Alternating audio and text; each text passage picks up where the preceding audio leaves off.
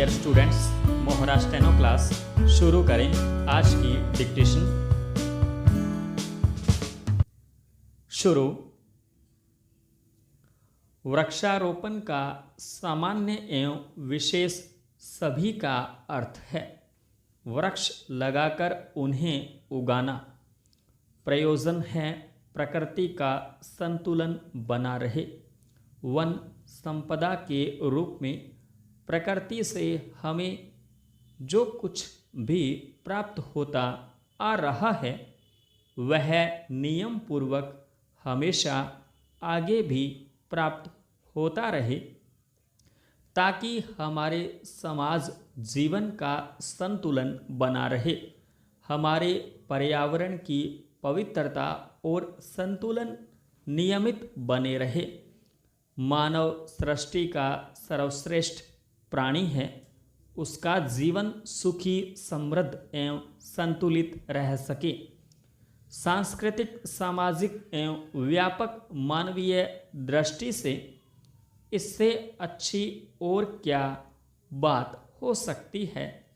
निश्चय ही यह अन्य कोई नहीं। एक इस कारण भी वृक्षारोपण करना एक प्रकार का सहज सांस्कृतिक दायित्व स्वीकार किया गया है। वृक्षारोपण मानव समाज का सांस्कृतिक दायित्व है, इसे प्रमाणित किया जा सकता है। मानव सभ्यता का उदय और आरंभिक आश्रय प्रकृति यानी वन वृक्ष ही रहे हैं। उसकी सभ्यता संस्कृति के आरंभिक विकास का पहला चरण भी वन वृक्षों की सघन छाया में ही उठाया गया। यहाँ तक कि उसकी समृद्धतम साहित्य कला का सृजन और विकास ही वनालियाँ की सघन छाया और प्रकृति की गोद में ही संभव हो सका। यह एक पुरातत्व एवं इतिहास सिद्ध बात है।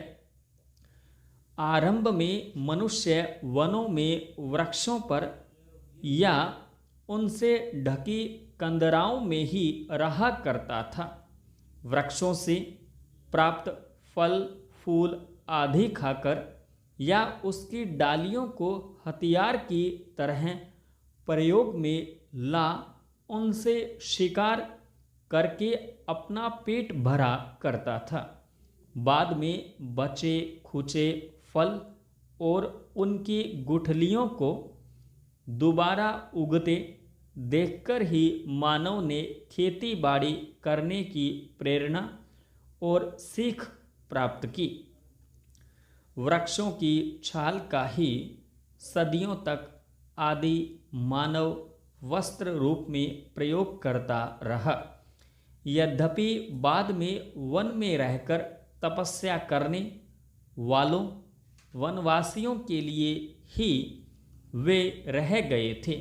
इसी प्रकार आरंभिक वैदिक ऋचाओं की रचना या दर्शन भी सघन वनालियों में बने आश्रमों में रहने वाले लोगों ने किए।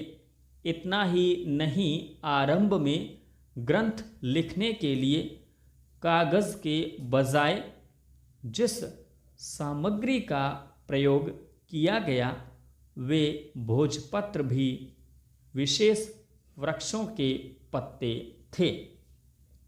संस्कृति की धरोहर माने जाने वाले कई ग्रंथों की भोजपत्रों पर लिखी गई पांडुलिपियाँ आज भी कहीं कहीं उपलब्ध हैं। मानव सभ्यता ने संस्कृति के विकास की दिशा में कदम बढ़ाते हुए गुफाओं से बाहर निकल और वृक्षों से नीचे उतरकर जब झोंपड़ियों का निर्माण आरंभ किया, तब तो वृक्षों की शाखाएं पत्ते सहायक सामग्री बने ही। बाद में मकानों भवनों की परिकल्पना साकार करने के लिए भी वृक्षों की लकड़ी का भरपूर प्रयोग किया गया।